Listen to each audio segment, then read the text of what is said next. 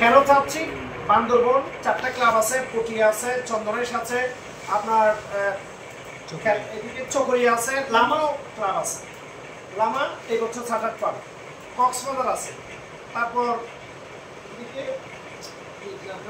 খাগড়াছড়ি, রাঙ্গামাটি, চট্টগ্রাম, কাপ্তাই, চট্টগ্রাম সিটিতে অনেকগুলো ক্লাব আছে। বোয়ালখালীতে নতুন একটি ক্লাব হচ্ছে।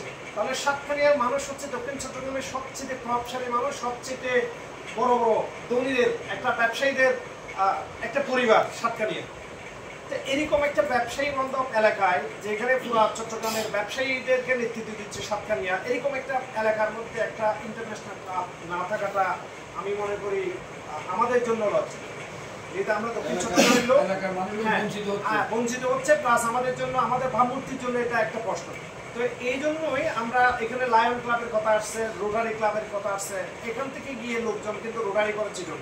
সাতক্ষীরার লোক লায়ন করে রোটারি